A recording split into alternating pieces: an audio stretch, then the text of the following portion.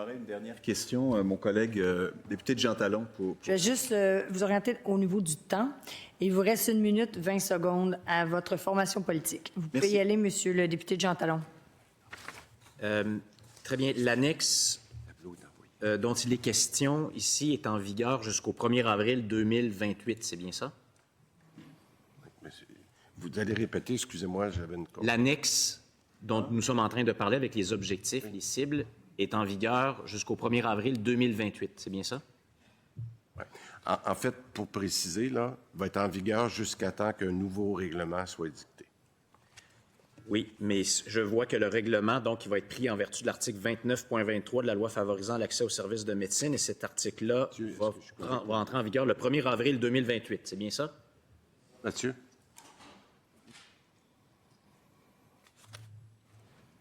Oui, Madame la Présidente. Oui, maître, vous pouvez... Oui, en fait, les objectifs prévus à l'annexe 1 vont être en vigueur tant qu'ils ne seront pas remplacés. Ils ne pourront pas être remplacés avant le 1er avril 2028 par un règlement. Mais le règlement pourrait ne pas arriver le 1er avril 2028, il pourrait arriver plus tard. Plus tard, mais donc au moins jusqu'au 1er avril 2028. Oui, là, on parle des délais à l'urgence, des délais pour avoir un rendez-vous, pour les chirurgies. C'est vraiment du très pratico-pratique. Est-ce que c'est déjà arrivé que ces objectifs-là soient fixés dans une loi plutôt que dans un règlement ou dans un programme? Est-ce qu'on a une expérience d'objectifs avec des pourcentages, des nombres d'heures en ambulatoire, sur une civière? Est-ce qu'on a déjà mis ça dans une loi et est-ce qu'on a réfléchi aux impacts de mettre ça dans une loi plutôt que dans une politique ou dans un règlement? Merci, monsieur le député.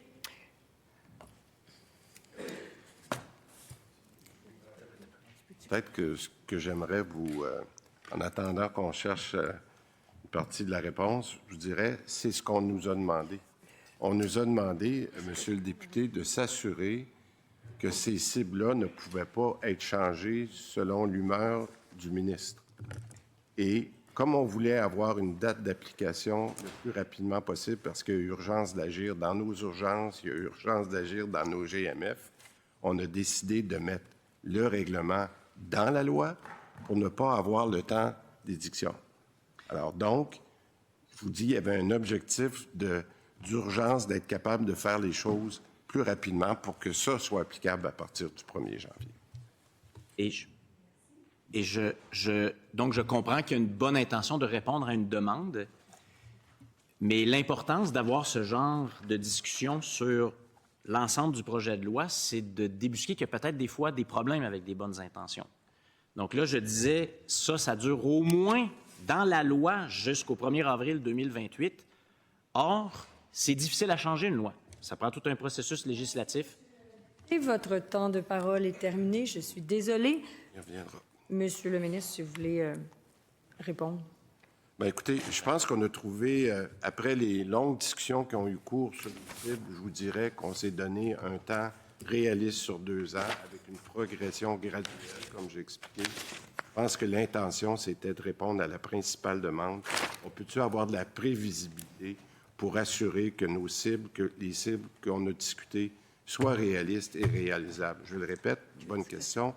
Ce qu'on veut, c'est être capable de les payer, ces suppléments collectifs. C'est ça notre objectif. Puis je pense que c'est un peu ce que j'ai dit aujourd'hui dans certaines déclarations. J'ai très hâte que les médecins prennent connaissance du détail de ces cibles-là pour pouvoir faire leur propre opinion qu'elles sont réalistes. Merci, Monsieur le ministre. Maintenant, étant donné que vous avez terminé votre temps de parole, Monsieur le député de Rosemont, si vous avez une question, il vous reste quelques minutes à peine, une minute. Donc, nous allons procéder.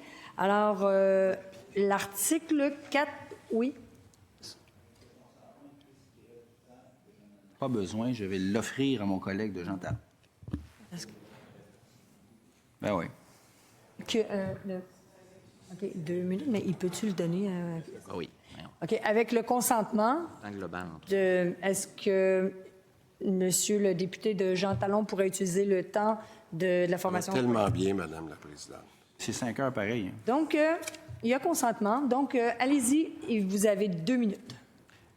Oui, parce que c'est un échange dans le Pas le but taux. de s'assurer que la loi répond le plus possible aux objectifs qu'elle s'est fixés. Donc, par exemple, je suis sur le délai pendant lequel les objectifs, des pourcentages, des heures très précis vont être dans un annexe législatif. C'est dur à changer une loi.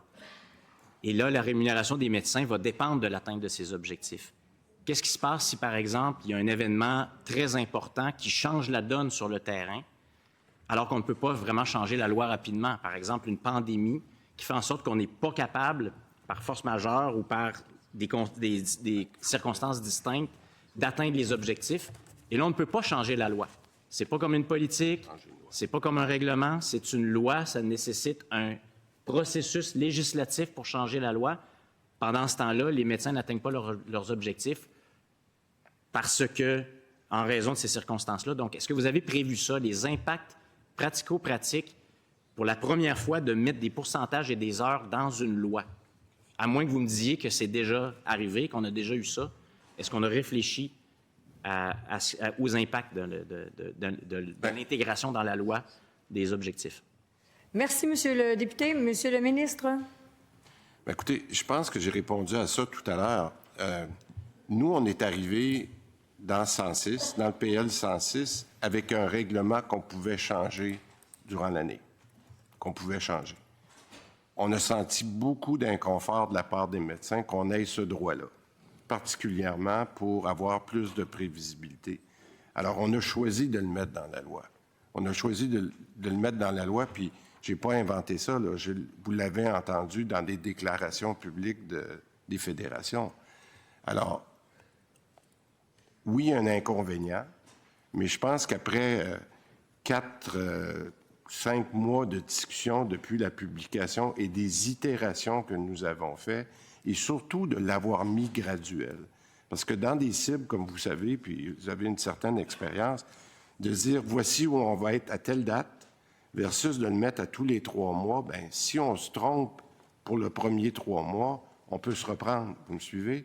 Alors, je pense qu'aujourd'hui, d'avoir... Puis après, le fait que c'est quand même des cibles maintenant qu'on suit... Des fois, on me reproche de parler souvent des tableaux de bord, mais c'est des cibles qu'on suit depuis des années maintenant, des années. Alors, je pense qu'il y a quand même une certaine connaissance au niveau du réseau. Vous avez vu cette semaine que Santé Québec a publié son nouveau tableau de bord, qu'on a eu énormément de compliments parce que maintenant, c'est un tableau de bord qui est uniquement sur les opérations. Je pense qu'il y a une connaissance beaucoup plus fine et connue autant des médecins que des différents intervenants.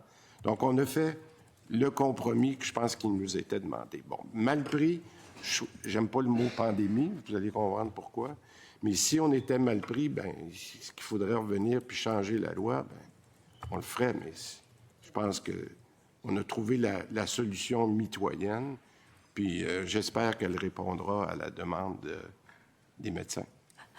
Merci, Monsieur le ministre.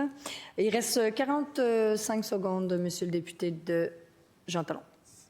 Très bien. Donc, je vous remercie des explications, mais donc j'ai raison de résumer ça en disant c'est la première fois qu'on met de telles cibles en pourcentage, en nombre d'heures dans une loi et que ces pourcentages-là et ces cibles-là vont durer au moins jusqu'au 1er avril 2028, donc au moins 2 ans et demi dans la loi. Je ne suis pas un expert légiste. Si je peux vous donner une comparaison, puis peut-être que Maître Paquin nous avait aidé durant la... Lorsqu'on a fait les cibles pour la main-d'œuvre indépendante, quand on a fait le projet de loi, rappelez-vous, là, il y a 2 ans, vous n'étiez peut-être pas là à ce moment-là, mais il y a 2 ans, on a fait un grand projet de loi pour dire on va éliminer les agences privées. Ouais. On nous avait demandé, puis c'était de la bonne chose, je me souviens, le député de Rosemont était là, celui des Îles-de-la-Madeleine, puis on nous a dit, on ne veut pas juste avoir un règlement qui va dire peut-être, on a mis des cibles claires, puis c'était par année. On a dit à telle année, à telle date, on devrait avoir éliminé dans telle région. Donc, c'est pas tout à fait la même chose, mais c'est quand même des cibles qui étaient mises, puis d'ailleurs, on s'était donné le droit d'avoir une dérogation si jamais le besoin s'en faisait sentir. Alors, je vous dirais que c'est peut-être pas tout à fait nouveau, si je peux le comparer à... Puis ça a été quand même un beau succès jusqu'à maintenant, parce qu'on a même dépassé nos cibles sur les agences privées. Je ne sais pas si ça répond à votre question, mais... Merci, Monsieur le ministre. Est-ce que vous aviez d'autres questions? Il vous reste 25 secondes si jamais vous voulez utiliser le temps. Comme il n'y a pas d'autres